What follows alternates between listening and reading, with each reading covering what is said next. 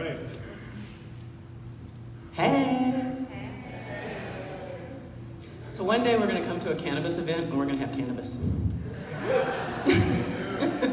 All right, so that's what we're starting off with. That's where we're starting off. That's where we think the industry should go. So Wanda, as I said, I feel like a lot of people in the room are familiar with you and your story, but do you want to tell us kind of what got you into cannabis and where you came from and what got you to the place you are today with Simply Pure? Yeah. Long story really short. Met my brother at my father's funeral in 1999. And when I met my brother, I'd met him right before my father passed away, but I talked to him, but I'd met him there. And when I'd met him, he grabbed me and we were talking and smoked a joint, and he said, you know, sis, he says, you need to know I just got out of prison. My heart sank, because he was a young black man from Texas telling me he just got out of prison. He was there for a while, and when somebody tells you that, what would you be in prison for? You murdered somebody, right? You raped somebody, you hurt somebody, you did something really horrible. Well, my brother had 4 ounces of pot. And this was back in 1992 when, I don't know if you guys were alive in 1992, but the cannabis that we used to smoke back then was mostly sticks and seeds, and you had to get like a shoebox and clean it out. You guys remember that? Or an album cover. And everybody that smoked weed, all you folks know, everybody that smoked weed had these little telltale little burn holes, little teeny weeny holes in their clothes from the seeds popping.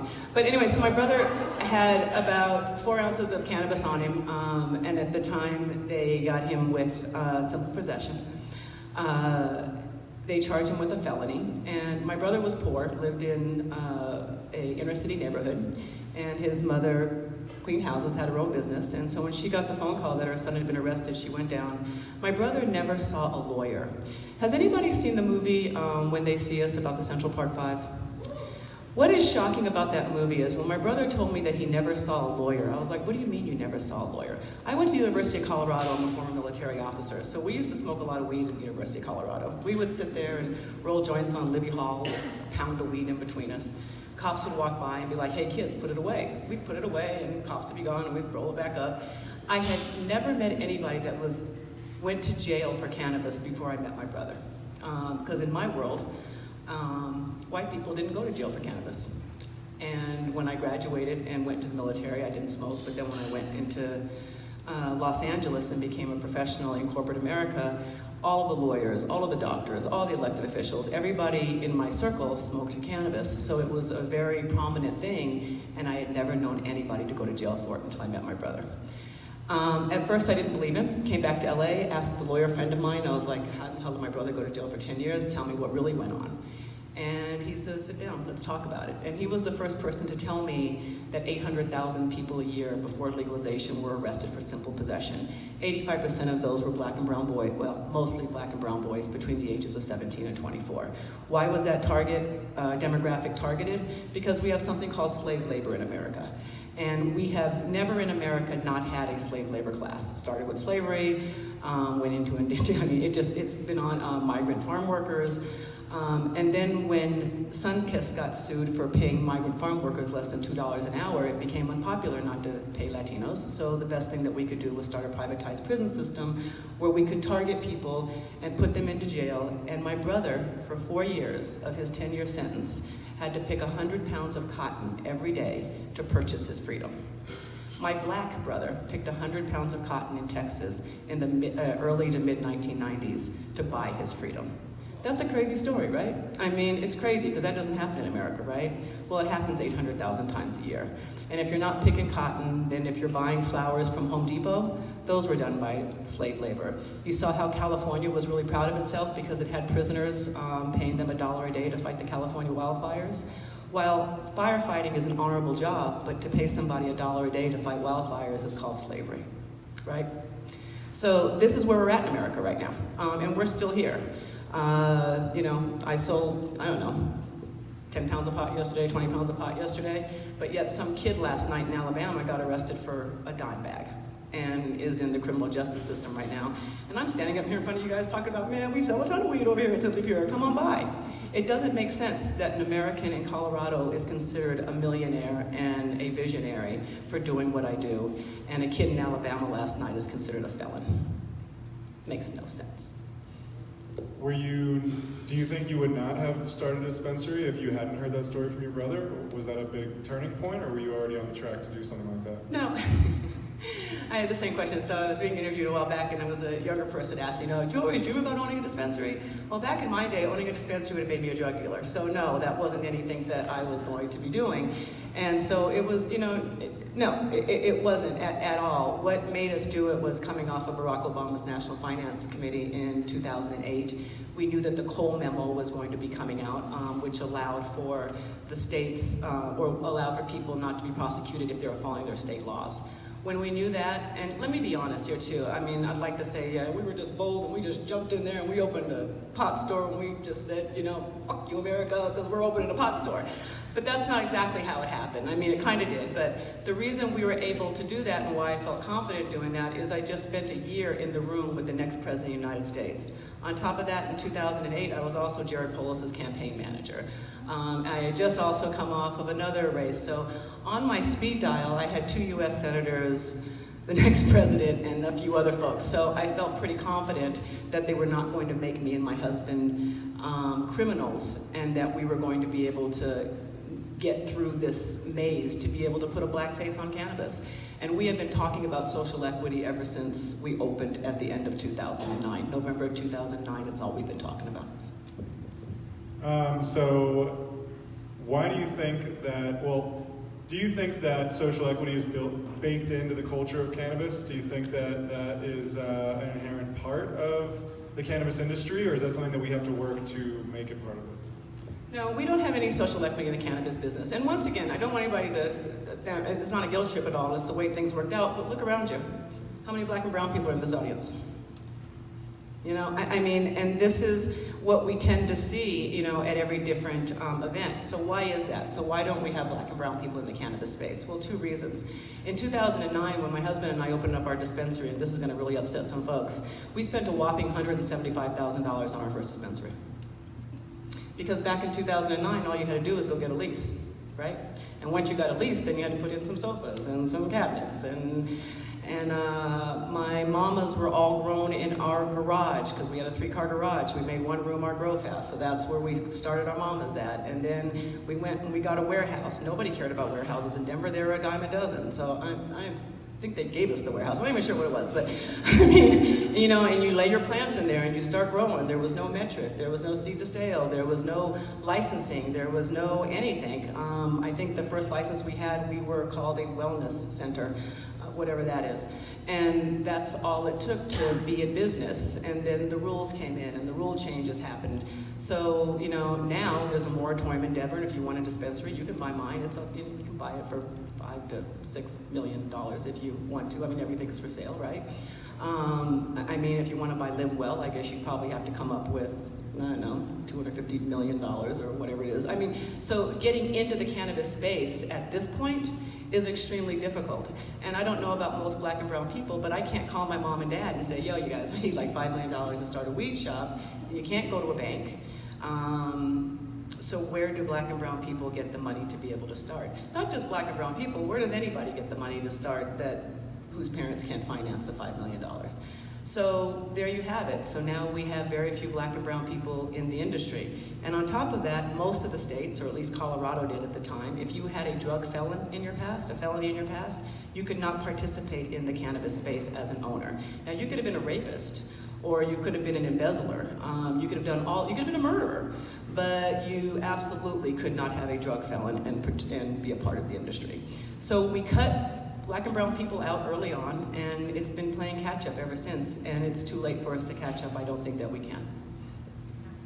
So that's what my next question. Can we catch up? You think it's too late? Yep. Do you think there's something we can do to make it better than it is now?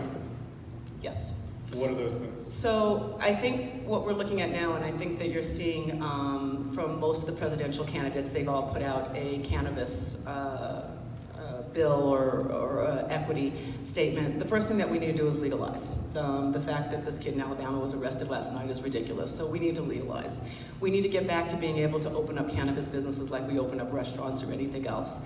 That will help. We then also need to talk about, I noticed that most of you are in auxiliary businesses, right? I mean, the great gold rush here in Colorado in the 1890s, the only people that got rich were the people that supplied picks and axes. You guys have all heard this, right? So I think it's important now to get a lot of women. I'm glad to see a lot of women in here, ladies. You know, and I think it's that type of a thing that owning a dispensary or owning a grow facility or a manufacturing facility is not the end-all to end-all, because everything that we need in those businesses is really where you're going to make the most money.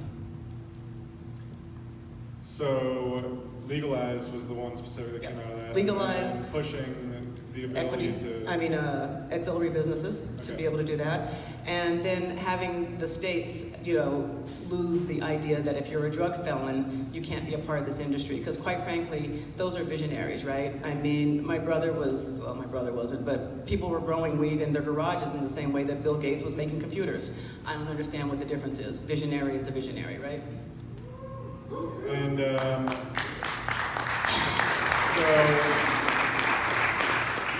so you do see states, there's talk of carve-outs for ownership and already owned businesses, stuff like that, but you still bring up the point that capital is still going to be a huge problem with equity as long as people need to pony up that kind of money. What's the answer there? Is it funds from the state to put, you know, or is it more just hiring people who want to get in this industry? How does that? Yep, and a lot of people ask me, how do I get in? I don't have, you know, well, first off, if you haven't worked for a cannabis business, go work for one. You know, make sure that you actually like it, right? But yeah, so one of the things that's coming out of Kamala Harris's bill that she just put out is once we legalize, then the SBA can get involved, Small Business Association, right? My husband and I, we opened up our first restaurant back in 1992 when we were like 30 years old. The SBA gave us a $75,000 loan. So that's how we were able to finance our very first business, six restaurants after that. So the same thing with cannabis. So if the SBA would take some of the money that we get from our taxes and our fees, we could take 5% of that money and put it toward SBA to allow for ownership, building in the cannabis space. And that could be for people who have been discouraged by the cannabis industry, not just black or brown, but if you have a drug felony, you should not be penalized for being a visionary. And so maybe that money would be open to you.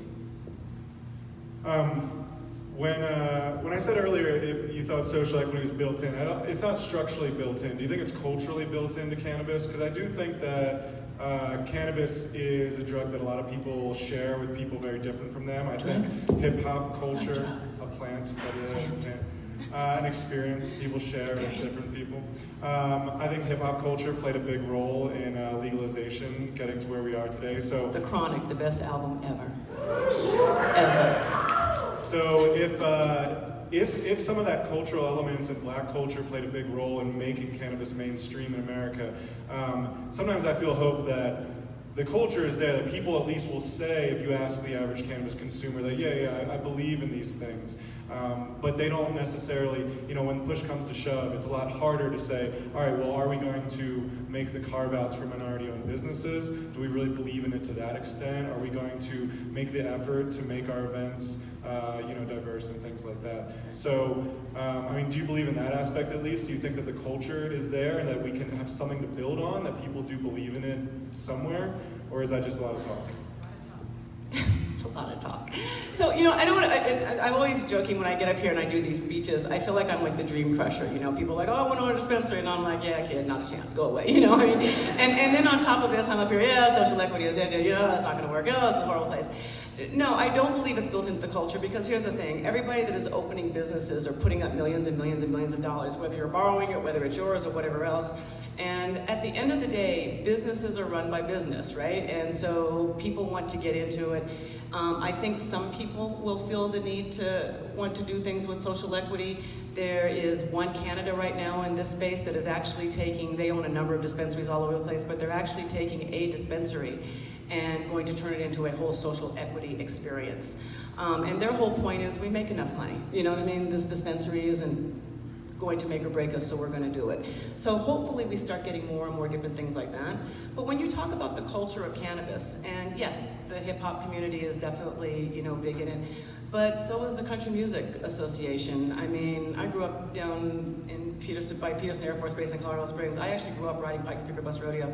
I mean, I knew the cowboys used to chew and some of them smoked, you know. Republicans smoke, and people that play pool smoke, and there really is not a demographic that I think that hasn't used cannabis, and that's the thing that we're gonna see with legalization is, you know, if you drink beer, you probably have had a joint in your life, you know? And I think it's everybody. I think it's an everybody plant. So the culture of cannabis is inclusive.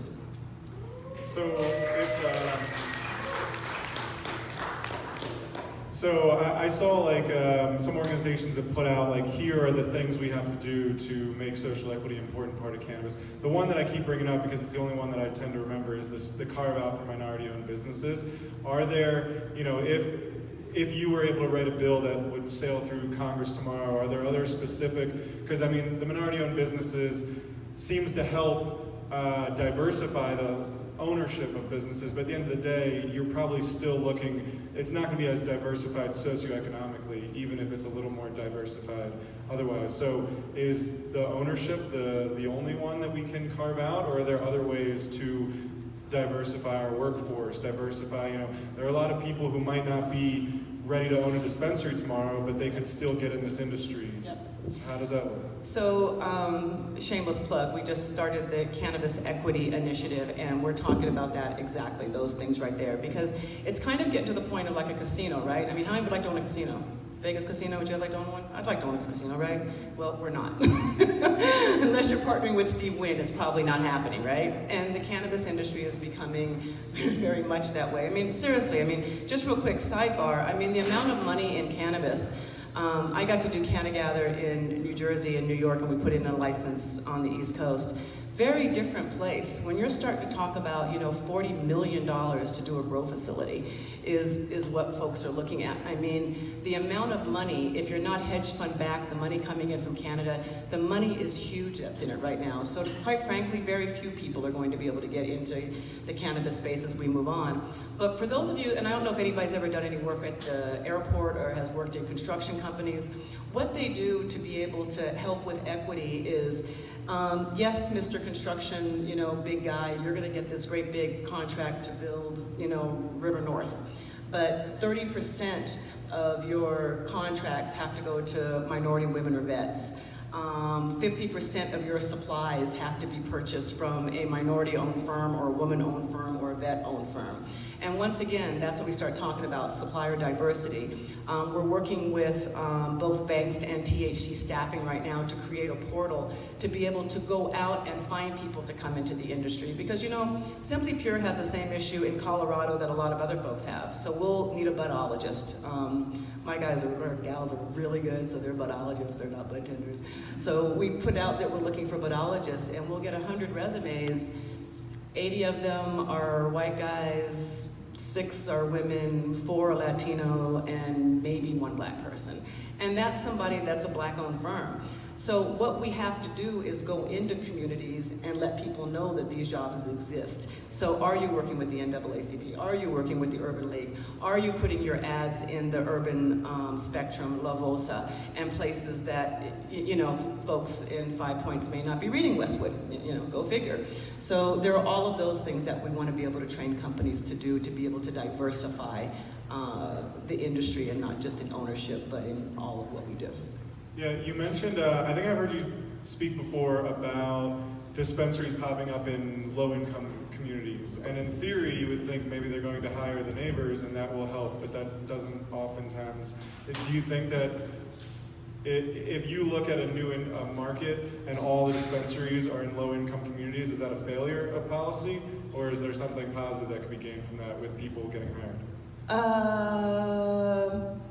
I would call out, and I don't know any that do, because all of the owners of these places that are operating in low-income neighborhoods, they tell me that they do hire in low-income neighborhoods.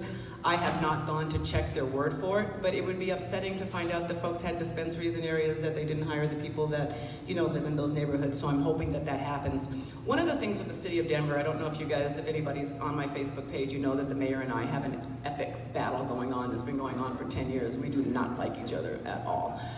One of the things that the mayor has done and the city of Denver has done that I really don't appreciate is they demonize the cannabis industry along the I-70 corridor in the neighborhoods of Lowville and Swansea. And they're saying that the reason why they're not able to develop over there or get money to low-income people is because the cannabis industry has taken over all of the warehouses and all the grow facilities. And he's even had the nerve to say that the smell over there at a grow facility is really strong. And I'm like, have you smelled the Purina factory? I don't know. So when this happened, though, it wasn't that all of the dispensary owners rushed to all of these black and brown neighborhoods to take advantage of all of the people. Hell, we wanted to be in Cherry Creek. We wanted to be where I am right now. I mean, in Lodi. We wanted to be downtown on the 16th Street Mall. We were zoned into those areas. Zoned. We couldn't be anywhere else. That's where the city of Denver made us go in 2009 and 2010, and then want to tell people that it's our fault that we're there.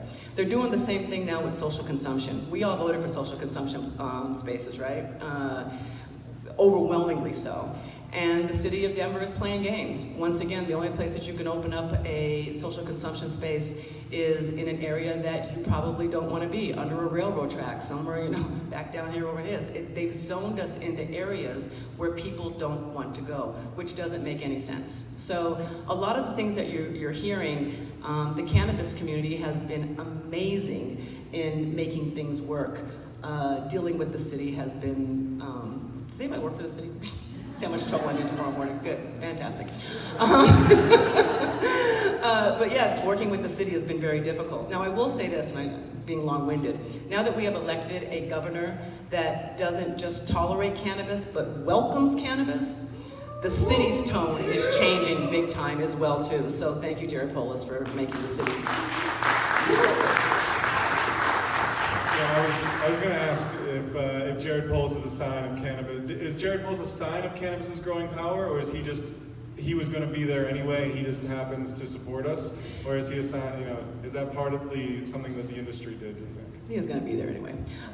He was definitely going to be there anyway, but here's the thing though. I mean, the industry came out in record numbers and they really supported him, and he openly speaks about it, and it's, Jared and I, when we were driving around the mountains in 2008 when he was running for, Congress, we talked about this. He's like, what are you going to do after this campaign? I said, I think I'm going to open a pot shop, And he's like, well, you think it'll be 10 years before it's legal? And I was like, no, it'll be legal in the next 3 or 4 years. And we had this conversation, and he has been a champion of this industry 100%. So to have a governor like this in place is really a huge plus for Colorado.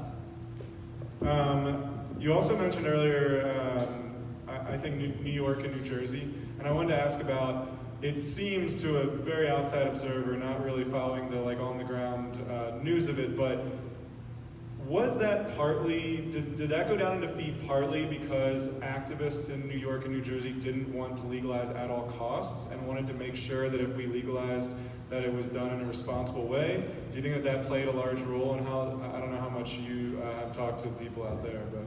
I don't know what the whole role is, but I do know that the governor didn't do what they were supposed to do. Once again, the New York governor is like our old governor, Hickenlooper. I mean, was forced into it, tolerated it, was drug, and it's a whole different feeling when you've got somebody that wants to make it work. First thing I learned in business, that any deal in business will happen if you have 2 parties that want to make a deal. It won't work if you have one party that does not want to make the deal. And to me, that's what I saw happen in both New York and New Jersey. And I think New Jersey is trying their darndest to figure it out, but New Jersey is dealing with, and this in the news, levels of corruption that is just, Sodom and Gomorrah and epic. So I don't know what's going on up there right now. Do you think? New Jersey. Yeah. Normal things, right? Do you think that that is something is there a way of legalizing that's not worth it? Is there where? No. No, because it's worth it because of that kid in Alabama. It's worth it because of the kid in Alabama. It's worth it 100% for all of our children. And once again too, not to keep sidebarring, but you get busted getting drunk in college and it's a problem and your parents will get called and yada, yada, yada. Get caught with cannabis in college and they could take away your scholarship on the federal level. So this is why we need to legalize. Making Americans pay because they use a plant is obscene, and that's why it needs to end. about decriminalization? What do you think of that? 100%, it should be done already. I mean, nobody should ever go to jail for, I don't care if you've got 15 pounds in your car, you know, so what?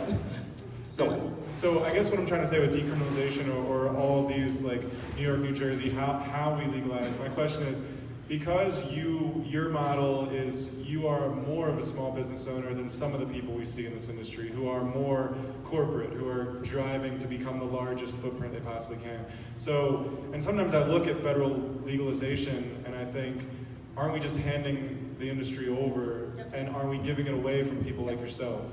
Is there a way, I mean, is that something that you think is just inevitable, or is there a way to legalize responsibly so it creates more people like yourself and not just hands it over to the corporations? I don't know. And I mean that truly because I don't know. I mean, there's a part of me, you know, my husband and I had restaurants for 20 years and we did just fine in the world of Cheesecake Factories and Ruth Chris, right? I mean, I felt like in the past that the cannabis industry was going to be like the wine industry. I mean, it's never going to be cheap to get in, right? But you know, you have Dark Horse Winery that does, you know, 400 barrels of wine a year, and then you've got Yellowtail that, you know, buys all the grapes and does, you know, 15 billion, you know, things of barrels of wine a year. I want to go to Dark Horse. I don't want to go to Yellowtail. So, I mean, and I think that consumers will make those decisions as it becomes more and more popular. But I'll be honest, I don't know how this industry is going to grow up. I know there's a lot of money in it right now. But once it's completely legal and the SBA is involved, I don't know how it's going to grow. I'm hoping that there's going to be a place for the major corporations, which yes, there is absolutely going to be, just like you'll go to 7-Eleven and you'll get a pack of joints. You know, it will be mass produced. Unfortunately, the tobacco industry will grow some of the cannabis. The tobacco industry will put stuff in the cannabis that makes it oddly and weirdly addictive, I'm sure. You know, we'll see all that. But it's up to you as the consumer to decide if you're going to smoke, you know, ugly cannabis infested with stuff on it, or if you're going to come to Simply Pure and buy Simply Pure weed. You know, you know, you'll have to make those decisions, you know, as consumers, and I think that is going to be what drives the market as we move forward. With the new developments of some of the Colorado laws that have been passed, with delivery on the horizon, with social consumption becoming more of a you know, full program there, as a business owner, what is Simply Pure looking at? What's Simply Pure going to look like in 2 or 5 years from now? Man, well, 5 years from now, there's going to be a bright, shiny new CEO that's stronger, faster, better than I am. So I'll be retired on the yacht, the Jezebel, in the Caribbean somewhere. You guys are welcome to come see me. No. Simply Pure is, I mean, you know, here's an interesting thing, and here's real talk, right? So we're at the point where, and anybody in this industry, the word scale. You'll either scale or you'll sell. That's what you're going to do. Simply Pure does really well because we do really good with tourism. So our little dispensary is overwhelmed and it does extremely well with tourists and people coming in all the time. I think that we can probably hold that model for another 3 or 4 years and be okay with it. But if we don't start to grow in other states, if we don't decide, we just got our MIP license, Simply Pure Edibles will be a thing, they're coming back. We just opened up a CBD company that will be launching in August. We will take a look at delivery because part of, we do have a medical marijuana dispensary now that we're going to be doing delivery out of. So all of those things are exciting to me. They're all moving the needle forward and they're making cannabis, quite frankly, less interesting, which is where I really hope we get. I hope 4 years from now that cannabis is so boring that, I mean, when's the last time you've had somebody come here and talk about Chardonnay? Like, I make this lovely bottle of Chardonnay. It's fantastic. It's got great grapes. I mean, it's fine, it's a great industry, but it's not as exciting as where we are right now. So eventually, this too will become another business, and I kind of look forward to that day because then we'll see a lot more, you know, inclusiveness, and it won't be so hair on fire to be a part of the industry. We do try to always make some time for audience Q&A at the end. Does anybody have any questions that they would like to send Wanda's way here? And if not, I've got another one while you guys think. Yeah, go ahead. Here, Who's been your biggest supporter?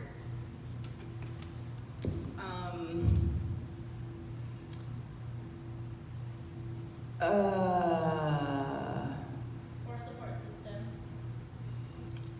I mean, obviously my husband, but I mean, outside of my husband, I gotta tell you, and the reason why I'm having a hard time with this is because we've had tremendous support. I mean, I've got to tell you, our partners have supported us. Where's Mark? He's back here with OPEN. OPEN has supported us. And I mean, and like everything else, businesses are up and they're down, and in this industry, they're way down when they're down. It's because of people like OPEN and Wanda and the folks that have, definitely always stuck with us no matter what. And it helps you get strong. And so when I think about the support in the industry, I mean, my friends, and I wish I could tell you that every day was rosy. There are days where I just bang my head against the wall and I want to quit. And it's because of the people around me that, no, keep doing this, and they'll remind you. So cannabis itself, for as hard as it is on one side, has been this amazing support system on the other side. And I like to call the 2009ers, the folks that have been around, for a long time, Janet the Farm, Christy Kelly, and just some of the women that I've been friends with, through thick and thin, have been just huge, because honestly, there are days in this industry where this is the hardest thing I've ever done in my entire life, and I was a former military officer. Here, I'm going to give you this mic.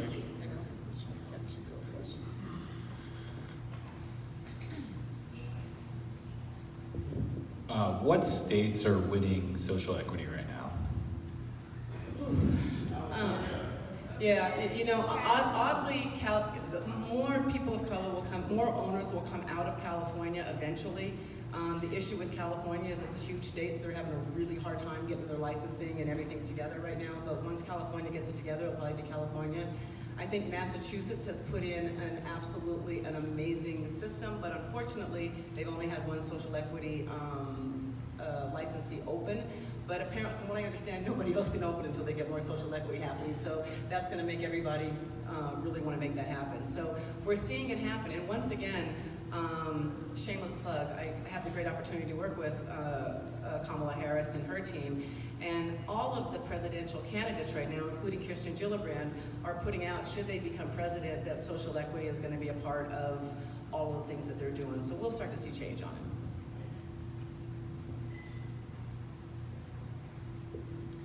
Thanks for your comments, Wanda. It's great to hear your narrative on this, and thanks for hosting. My name is Chantel. I work in political and regulatory space, and I'm just curious for your thoughts on how the cities and counties that ban dispensaries, how that impacts the market, and if that were to free up, would that free up opportunity for women, minority-owned business? I mean, would that open it up a bit for opportunity? If so, what would be the path there? I can think of it legally and politically, but I'm just curious from a business perspective what your thoughts are on that.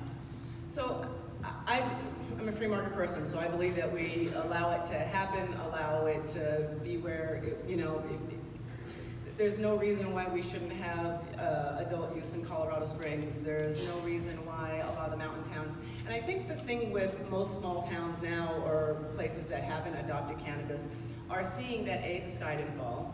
Kids still go to school. People still show up at work. And quite frankly, there's only two things that politicians care about: keeping their job and how much money that they're bringing in, right? And guess what cannabis can do for them? Help them keep their job, because cannabis got more votes than Barack Obama and John Hickenlooper. So keep their job and bring money in. So the revenue source is huge.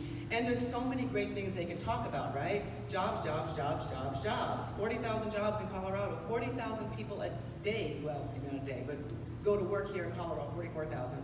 Go to work every day with a badge on.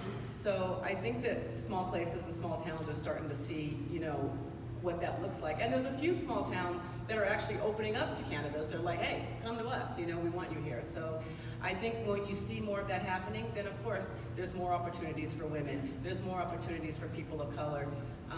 And you get the opportunity to start small and then grow without having to, come by my dispensary for $5 million or live well for $250 million, right? I don't know that LiveWell's for sale. I'm just putting that out there. So,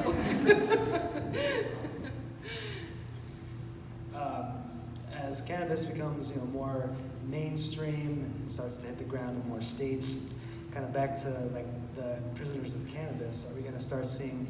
Do you think that we'll start to see people, released from prison, pardoned? Is that going to be a thing? Yes, and once again, all of the bills that I've seen coming out from all the presidential candidates call for an immediate expungement of all records of cannabis cannabis offenses that would have been legal today, and they're letting out everybody that is currently in prison. I had a big argument with John Hickenlooper a number of years back because he said nobody in Colorado was in jail for cannabis possession. That's not true, because if your third strike was cannabis possession, guess what you're in jail for? Cannabis possession. So we need to end that right away, and I think that that's what's definitely going to happen. I believe it was Illinois that just expunged 770,000 people in Illinois expunged their records. I mean, isn't that crazy that many people are running around with records? And what I loved about the Illinois system was you didn't have to apply for it, they just went in and was like, done, taking it out. So you can get a job, so you're talking about the Colorado system? Or like Illinois. Yeah. So if your record is expunged, it means it didn't happen. If your record is sealed, it means that it happened, but most people can't get to it, but the government can. Colorado is currently sealing records. Denver is telling you that they're expunging them. They are not. They're sealing them. And with a sealed record, you still cannot be an owner because the government can still see what you did. So, that you had 2 ounces of pot on you. So, yes, we want records expunged, not sealed. It also, well, that one's a louder mic, the other one.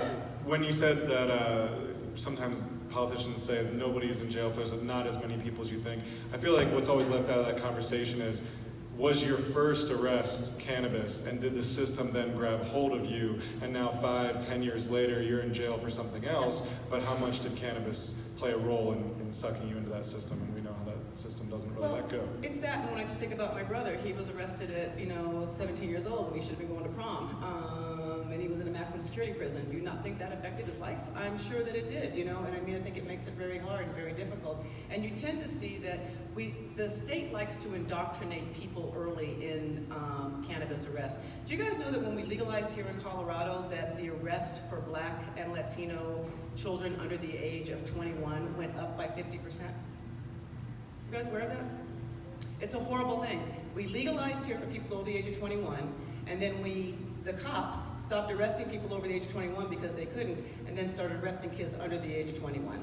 So the arrest rate for Black kids went up 52%, it went up 28% for Latino kids, and it went down by 9% for white kids.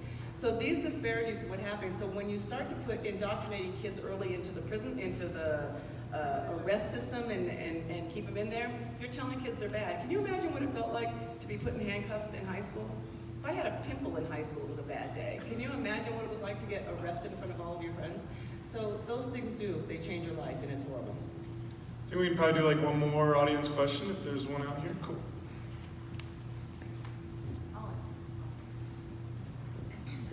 On an individual level, how can we get more involved in social equity and helping the cause?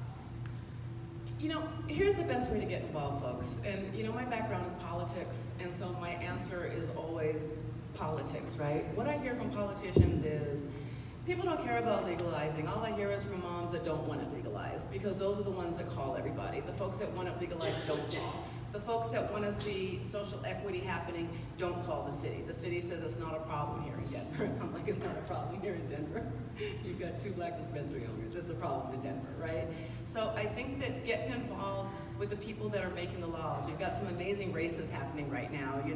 Crisanta Duran is running for Diana DeGette's seat. You've got, the Senate race is going crazy right now. I think that there's 4 or 5 women running in that one, and people that really want to make a difference. So really, folks, just get involved with what's happening on your city levels and understanding that you're voting for these things, but your politicians are not enacting what you're voting for. And then they say things, well, the people want, well, no, the people told you what they want. They wanted you to legalize marijuana like alcohol. That's what we voted for. And I can go to the Argonaut right now and I can buy as much vodka as I've got money for, but if you come to my dispensary, you can get an ounce. So get involved. Get involved. All right. Cool. Oh, We don't want Just Yeah. piggyback on that right quick. Getting involved at the municipal level, Aurora, textbook example, they have their mayoral race and city council race coming up. All they need are 3 more Democratic or left-leaning seats to happen. Then Aurora can lift their 4-per-ward ban.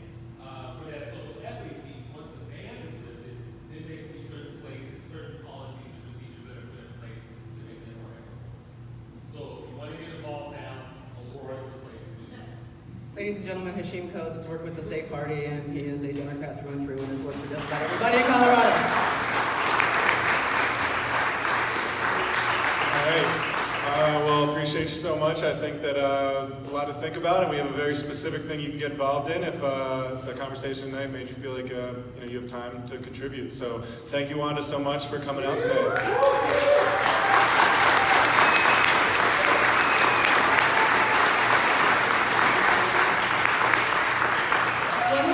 One more quick plug. This Friday, I am so honored to do something that has got me amazingly tickled, but we are going to be hosting Kamala Harris for a fundraiser at the house starting at 7 o'clock. If anybody would like to come, let me know. It's pricey. It's $1,000 to attend.